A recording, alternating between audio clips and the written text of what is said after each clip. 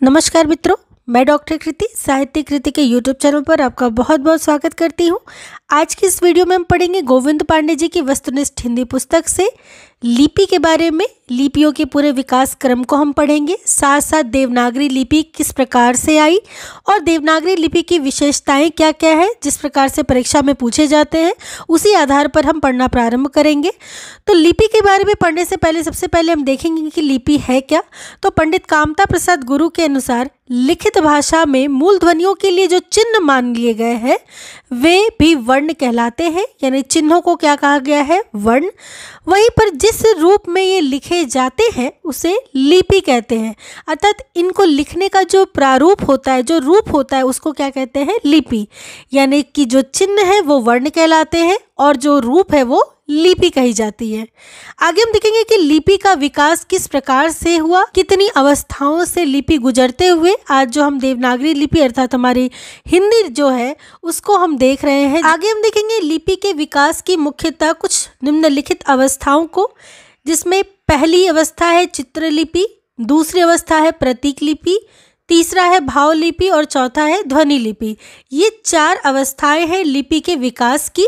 इन अवस्थाओं का क्रम अक्सर परीक्षाओं में देखने को मिलता है, तो ध्यान रखिएगा। सबसे पहले चित्र के रूप में लिपि थी, फिर प्रतीक के रूप में, फिर भाव लिपि और चौथा है ध्वनि लिपि। इसको एक ट्रिक के लिए मैंने CPVD ऐसे करके एक ट्रिक बनाया है, यानी C से चित्र लिपि, P से प्रतीक लिपि, V से भाव लिपि और D से ध्वनि लिपि। अब ये जो ध्वनि लिपि है ये 2 भागों में बट जाती है। पहले तो ये अवस्था शुरू से चलती रही, यानी कि सबसे प्राचीन कौन सी लिपि हो गई आपकी, चित्रलिपि। ये भी प्रश्न आता है कि सबसे प्राचीन लिपि की अवस्था क्या थी, तो चित्रलिपि थी। तो चित्रलिपि, प्रतीक लिपि, भाव लिपि, ध्वनि लिपि। ध्वनि लिपि 2 भागों में बट जाती है, जिसमें अक्षरात्मक और वर्णात्मक 2 लिपियां हैं। तो अक्षरात्मक जो लिपि है वो भारत की सारी लिपियां क्या है, अक्षरात्मक है। वही वर्णात्मक की बात करें तो रोमन लिपि क्या है, वर्णात्मक। ये 2 महत्वपूर्ण बातें हैं, आप ध्यान रखिएगा कि भारत की सारी लिपि क्या है, अक्षरात्मक है और रोमन लिपि वर्णात्मक है। ये लिपि के संबंध में महत्वपूर्ण बातें थी। आगे चलने से पहले मैं आपको बता दूं कि यदि आप चैनल पर पहली बार आ रहे हैं और वीडियो आपको अच्छी लग रही हो तो चैनल को ज़रूर सब्सक्राइब कर ले, क्योंकि इसी प्रकार परीक्षा से संबंधित महत्वपूर्ण विषय वस्तुओं को बड़े आसान तरीके से मैं अपने चैनल के माध्यम से आपको पढ़ाती हूँ। और साथ साथ मेरा पूरा फोकस उन बिंदुओं पर होता है जो परीक्षा में बार बार पूछे जाते हैं। इसलिए बहुत आवश्यक विषय वस्तुओं में भी जो सबसे महत्वपूर्ण वस्तुनिष्ठ प्रश्न बनते हैं वो सब मैं आपको बताती हूँ। तो चैनल को ज़रूर से सब्सक्राइब करके रख ले, साथ साथ इसे और भी शेयर भी करें। तो हम आगे चलेंगे। आगे हम देखेंगे भारत में प्राचीन समय में 3 लिपियां प्रचलित थी। अब देखिए 3 लिपि, अब तक तो हमने विकास देखा, विकास की 4 अवस्था थी। अब देखेंगे कि प्राचीन समय में 3 लिपियां प्रचलित थी। कौन कौन सी लिपि थी, सिंधु घाटी लिपि, खरोष्ठी लिपि और ब्राह्मी लिपि। कौन कौन सी 3 लिपियां थी प्राचीन काल में, तो सिंधु घाटी लिपि, खरोष्ठी लिपि और ब्राह्मी लिपि। ये भी परीक्षा में पूछा जाता है कि इनमें से कौन सी लिपि प्राचीन समय में प्रचलित थी। तो तीनों में से जो भी ऑप्शन में रहेंगे आप उसको सही करिएगा। आगे हम देखेंगे कि सिंधु घाटी लिपि को ट्रांजिशनल स्क्रिप्ट यानी कि भाव ध्वनि मूलक लिपि कहा गया है। तो भाव ध्वनि मूलक लिपि किसे कहा गया है, सिंधु घाटी लिपि को, जो कि क्या थी, ट्रांजिशनल स्क्रिप्ट थी। खरोष्ठी लिपि का प्राचीनतम नमूना पश्चिमोत्तर भारत के शाहबाज गढ़ी यानी पंजाब का यूसुफजई जिला, विशेषतर आप ध्यान रखिए पंजाब के क्षेत्र में खरोष्ठी लिपि, और मानसेरा यानी पंजाब का हरारा जिला, विशेषकर पंजाब ही इसका मुख्य क्षेत्र रहा है पश्चिमोत्तर भारत में, अशोक के अभिलेखों में प्राप्त हुआ है। तो अशोक के अभिलेख की क्या लिपि है, ये कई बार प्रश्नों में देखा गया है। तो अशोक के अभिलेखों की लिपि क्या है, खरोष्ठी लिपि। खरोष्ठी लिपि का ये प्राचीनतम नमूना कहाँ पाया गया, पश्चिमोत्तर भारत यानी कि पंजाब में, जो कि अशोक के शिलालेखों के द्वारा प्राप्त हुआ था। अब देखिए खरोष्ठी लिपि की क्या विशेषता है, तो खरोष्ठी लिपि दाएं से बाएं लिखी जाती है। वैसे देखिए खर का अर्थ क्या होता है, गदहा, तो ये बस अर्थ इसका ध्यान रखिएगा। और साथ साथ क्या कि खरोष्ठी लिपि कैसी लिखी जाती है, तो दाएं से बाएं लिखी जाती है, यानी दाहिनी ओर से बाईं ओर की तरफ लिखी जाती है। अगला है ब्राह्मी लिपि। ब्राह्मी लिपि के प्राचीनतम नमूने बस्ती जिले में प्राप्त पिपराला के स्तूप में तथा अजमेर जिले के वडली गांव के शिलालेख में मिलते हैं। तो ब्राह्मी लिपि विशेषता कहाँ मिलती है? तो पिपराला के स्तूप में तथा अजमेर के शिलालेख में। ये दो क्षेत्रों में मिलती है। कौन कौन सी?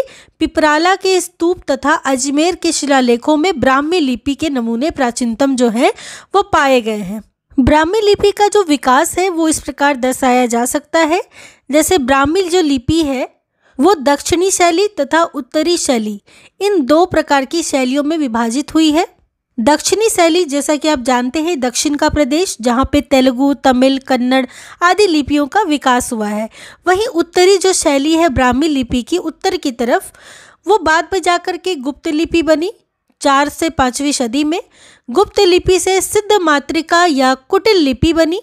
यही सिद्ध मातृका या कुटिल लिपि 2 भागों में बाद में जाके फिर से बट गई, जिसमें प्रथम जो शाखा थी वह देवनागरी लिपि 9वीं सदी में और दूसरी क्या हो गई? शारदा लिपि 10वीं सदी में। इस प्रकार से ये ब्राह्मी लिपि का पूरा वर्गीकरण है, किस प्रकार से ब्राह्मी लिपि का इस प्रकार क्रमशः विकास होता गया। तो आप ध्यान रखिएगा, ब्राह्मी लिपि के बाद आती है गुप्त लिपि। गुप्त के बाद हमें जिसे कहते हैं कुटिल लिपि या फिर सिद्ध मातृका। इसी कुटिल लिपि या सिद्ध मातृका से हमारी देवनागरी लिपि निकलती है। ये क्रम इसलिए आवश्यक है क्योंकि परीक्षाओं में ये भी क्रम पूछा गया है कई बार, तो ध्यान दीजिएगा इस क्रम को। ब्राह्मी से गुप्त लिपि, गुप्त से कुटिल या सिद्ध मातृका कह लीजिए, फिर कुटिल से देवनागरी लिपि। आगे हम देखेंगे सिद्ध मातृका लिपि को डॉक्टर वूलर ने न्यून कोणीय लिपि का नाम भी दिया है। क्या नाम दिया है? न्यून कोणीय लिपि। किस लिपि को? सिद्ध मातृका लिपि या फिर कुटिल लिपि को। ये महत्वपूर्ण लिपि है कुटिल लिपि। तो वूलर ने न्यू कोणीय लिपि नाम दिया है। यही लिपि कालांतर में कुटिल लिपि के नाम से प्रसिद्ध हुई। सन 588 से 89 ईस्वी का बोध गया का अभिलेख सिद्ध मातृका लिपि यानी कि कुटिल लिपि में ही है। तो सिद्ध मातृका लिपि या कुटिल लिपि के हमें जो नमूने वो कहाँ मिलते हैं? बोध गया के अभिलेख में मिलते हैं। कुछ बहुत महत्वपूर्ण बातें हैं कुटिल लिपि के बारे में, इसको बहुत अच्छे से ध्यान रखिएगा। तो इस प्रकार आपने देखा कि किस प्रकार से 3 लिपियों को हमने देखा। सबसे पहले सिंधु घाटी की लिपि, उसके बाद हमने खरोष्टी लिपि को देखा और तीसरा ब्राह्मी लिपि को। आगे हम देखेंगे इसी ब्राह्मी लिपि की जो शाखा है देवनागरी लिपि, यानी कि देवनागरी लिपि किससे निकली है? तो ब्राह्मी लिपि से निकली है। ये भी एक प्रश्न बनता है। तो देवनागरी लिपि में हम देखते हैं कि ब्राह्मी की उत्तरी शैली से 4वीं-5वीं सदी में गुप्त लिपि तथा गुप्त लिपि से 6ठी सदी में कुटिल लिपि विकसित हुई। इसी कुटिल लिपि से 9वीं सदी के लगभग नागरी के प्राचीन रूप का विकास हुआ, जिसे प्राचीन नागरी कहते थे। तो एक प्रश्न यहाँ से भी बनता है कि देवनागरी का प्राचीन नाम क्या है? तो प्राचीन नागरी। और ये 9वीं सदी के लगभग में प्रारंभ होती है, इसका विकास होता है 9वीं सदी के लगभग में। तो 9वीं सदी के लगभग में नागरी के प्राचीन रूप का विकास हमने देखा, जिसे हम प्राचीन नागरी भी कह सकते हैं। अब देवनागरी लिपि के नाम के विषय में कुछ मत है। आप चाहे तो वीडियो को रोक करके इसको एक बार पढ़ सकते हैं। हम आगे चलेंगे। अगला हम देखेंगे कि देवनागरी जो लिपि थी उसका सर्वप्रथम प्रयोग कहाँ हुआ था? तो गुजरात के राजा जयभट्ट के एक शिलालेख में देवनागरी लिपि का प्रथम बार प्रयोग किया गया था। कहाँ प्रयोग किया गया था? गुजरात के राजा जयभट्ट के एक शिलालेख में देवनागरी लिपि का सबसे पहले प्रयोग किया गया था। आगे हम देखेंगे देवनागरी लिपि के प्रमुख वैशिष्ट्य को। देवनागरी लिपि अक्षरिक है, यानी अक्षर रूप में लिखी जाती है। वैसे भी हमने अभी भी पढ़ा ही कि भारत की सभी लिपियां क्या है? अक्षरात्मक है। तो देवनागरी लिपि क्या है? अक्षरिक है। देवनागरी लिपि में एक वर्ण के लिए ध्वनि है, अर्थात प्रत्येक अक्षर उच्चरित होते हैं, यानी कि एक वर्ण के लिए एक ध्वनि होती है इसके लिए। वहीं देवनागरी लिपि की वर्णमाला का वर्णक्रम वैज्ञानिक है। इसे बहुत साइंटिफिक लैंग्वेज कहा जाता है, साइंटिफिक स्क्रिप्ट कहा जाता है किसे? देवनागरी लिपि को। तो पहला वैशिष्ट्य क्या है? अक्षरिक है। दूसरा क्या है? एक वर्ण के लिए एक ध्वनि होती है। वही तीसरा ये क्या? वर्णक्रम इसका जो है वो है वैज्ञानिक है। आगे हम देखेंगे कि इसके देवनागरी लिपि के सुधार के लिए कुछ प्रयास भी किए गए थे। सर्वप्रथम बाल गंगाधर तिलक ने केसरी में किस पत्र में? बाल गंगाधर का केसरी पत्र था, जहां उन्होंने देवनागरी लिपि सुधार का काम आरंभ किया था। तो प्रथम बार अगर बात करें तो बाल गंगाधर तिलक के केसरी पत्र में देवनागरी लिपि सुधार का कार्य प्रारंभ हुआ था। वही बात करें महात्मा गांधी की, तो महात्मा गांधी जी के हरिजन सेवक में भी अ की 12 खड़ी तैयार की गई और महात्मा गांधी के हरिजन सेवक में इसका प्रयोग हुआ। सर्वप्रथम डॉक्टर श्याम सुंदर दास ने पंचमाक्षर, ये सभी क्या है? पंचमाक्षर है, यानी कि हर वर्ग का जो अंतिम अक्षर है जिसको हम पंचमाक्षर कहते हैं, जैसे अंगा, इया, अणा, न और म, इसके स्थान पर अनुस्वार का प्रयोग का प्रस्ताव रखा। किसने रखा? डॉक्टर श्याम सुंदर दास ने पंचमाक्षर के स्थान पर अनुस्वार के प्रयोग का प्रस्ताव रखा। आगे हम देखेंगे हिंदी साहित्य सम्मेलन इंदौर के 24वें अधिवेशन में सन 1935 ईस्वी में महात्मा गांधी के सभापतित्व में नागरी लिपि सुधार समिति का गठन किया गया। किसके सभापतित्व में? तो महात्मा गांधी के सभापतित्व में। और ये हिंदी साहित्य सम्मेलन कहाँ हुआ था? इंदौर में हुआ था। 24वां अधिवेशन था सन 1935 ईस्वी का। महात्मा गांधी के सभापतित्व में नागरी लिपि सुधार समिति का गठन किया गया था। तभी नागरी लिपि सुधार समिति के संयोजक काका कालेलकर थे। ये बहुत महत्वपूर्ण है कि नागरी लिपि सुधार जो समिति थी उसके संयोजक कौन थे? काका कालेलकर थे। आगे हम देखेंगे कि आचार्य नरेंद्र देव की अध्यक्षता में नागरी लिपि सुधार समिति का निर्माण किया गया था।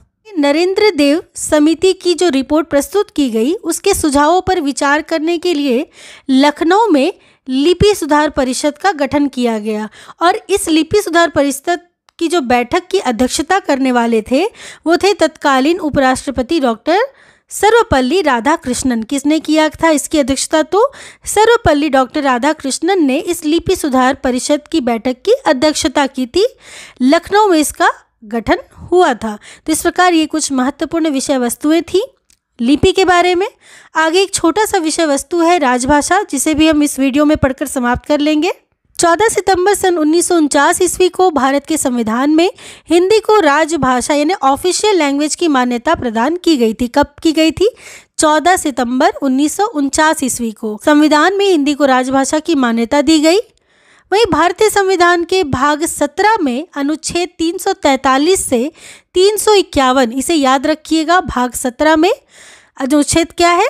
343 से 351 तक राजभाषा का संविधान में प्रावधान किया गया है तथा संविधान की 8वीं अनुसूची में 22 भाषाओं को मान्यता दी गई है। कितनी भाषाओं को? 22 भाषाओं को। प्रश्न ऐसे पूछता है कि भारतीय संविधान के किस भाग में राजभाषा का संविधान शामिल है? तो भाग 17 में। और अनुच्छेद की बात करें तो 343 से 351 में। साथ साथ 8वीं अनुसूची में कितनी भाषाएं शामिल है? 22 भाषाएं, जिसमें प्रमुख है असमिया, बंगला, बोडो, डोगरी, गुजराती, हिंदी, कन्नड़, कश्मीरी, कोंकणी, मैथिली, मलयालम, मणिपुरी, मराठी, नेपाली, उड़िया, पंजाबी, संस्कृत, संथाली, सिंधी, तमिल, तेलुगु तथा उर्दू। ये 22 भाषाएं 8वीं अनुसूची में शामिल है। इन भाषाओं से भी प्रश्न पूछा जाता है कि इन भाषाओं से भी प्रश्न पूछा जाता है कि संविधान की 8वीं अनुसूची में इनमें से कौन सी भाषा शामिल है या कौन सी भाषा शामिल नहीं है। तो आपको पता होना चाहिए कि कौन कौन सी भाषाएं शामिल है। हम आगे देखेंगे कि संविधान में हिंदी भाषा संबंधी कुछ महत्वपूर्ण उपबंधों को अनुच्छेद 343 के आधार पर संघ की राजभाषा हिंदी और लिपि देवनागरी होगी। 15 वर्ष की अवधि अर्थात 1965 ईस्वी तक अंग्रेजी का प्रयोग किया जाता रहेगा। कितने वर्ष तक अंग्रेजी के प्रयोग को मान्यता दी गई? 15 वर्ष तक। और क्या कहा गया 343 में कि संघ की राजभाषा हिंदी और लिपि क्या होगी? देवनागरी। तो इससे ये भी प्रश्न पूछा जाता है कि किस अनुच्छेद के अंतर्गत संघ की राजभाषा हिंदी और लिपि देवनागरी को मान्यता मिली है? तो 343 में। अगला है अनुच्छेद 344, जिसमें राष्ट्रपति के द्वारा हर 10 वर्ष की समाप्ति पर राजभाषा आयोग के गठन का प्रस्ताव रखा जाएगा या राजभाषा आयोग का गठन किया जाएगा। किसमें है राजभाषा आयोग के गठन संबंधी बात? तो अनुच्छेद 344 में। वहीं बात करें अनुच्छेद 351 की, तो इसमें हिंदी भाषा का प्रसार, शब्द भंडारण आदि की बात कही गई है। कौन कौन सी बात कही गई है 351 में? तो हिंदी भाषा का प्रसार तथा शब्द भंडारण के लिए अनुच्छेद 351 में प्रावधान रखा गया है। तो इस प्रकार 2-3 अनुच्छेद महत्वपूर्ण थे जिसकी विषय वस्तुओं को आपने देखा। हम आगे चलेंगे। आगे हम देखेंगे कि सन 1950 ईस्वी के बाद हिंदी की जो प्रगति हुई थी उसके बारे में। इसमें सबसे महत्वपूर्ण ये है कि राजेंद्र प्रसाद ने सन 1955 ईस्वी, कौन राजेंद्र प्रसाद? हमारे राष्ट्रपति, 1950 ईस्वी के दौरान। तो राष्ट्रपति राजेंद्र प्रसाद ने सन 1955 ईस्वी में एक राजभाषा आयोग का गठन किया जिसमें 21 सदस्य थे। वहीं दूसरी बात ये कि गोविंद बल्लभ पंत की अध्यक्षता में संयुक्त संसदीय राजभाषा समिति का गठन किया गया जिसमें 30 सदस्य थे। ठीक है, तो पहला तो डॉक्टर राजेंद्र प्रसाद हमारे जो राष्ट्रपति थे उन्होंने सन 1955 ईस्वी में राजभाषा आयोग का गठन किया 21 सदस्यों के साथ। वहीं गोविंद बल्लभ पंत की अध्यक्षता में संयुक्त संसदीय राजभाषा समिति का गठन किया गया 30 सदस्यों के द्वारा। राजभाषा या विधायी जो आयोग था वह विधि मंत्रालय के अंतर्गत आया और वैज्ञानिक एवं तकनीकी शब्दावली आयोग शिक्षा मंत्रालय के अंतर्गत आया। तो इस प्रकार राजभाषा आयोग किसके अंतर्गत आता है? विधि मंत्रालय। वहीं वैज्ञानिक एवं तकनीकी शब्दावली आयोग आता है शिक्षा मंत्रालय के अंतर्गत। ध्यान देने की बात यह है कि राजभाषा या विधायी आयोग को बाद में जाकर के सन 1976 ईस्वी में समाप्त कर दिया गया था। तो इस प्रकार कुछ महत्वपूर्ण विषय वस्तु थे राजभाषा से भी संबंधित जो हमने लिपियों के बाद पढ़े। आशा करती हूँ कि आपको ये विषय वस्तु अच्छे से समझ में आ गया होगा। लिपि और राजभाषा बहुत महत्वपूर्ण टॉपिक्स है हिंदी साहित्य के अंतर्गत, तो आप इनको बहुत अच्छे से ध्यान से पढ़िएगा। मिलती हुई एक अगली वीडियो में एक नई महत्वपूर्ण विषय वस्तु के साथ। तब तक के लिए आप सबका बहुत बहुत धन्यवाद।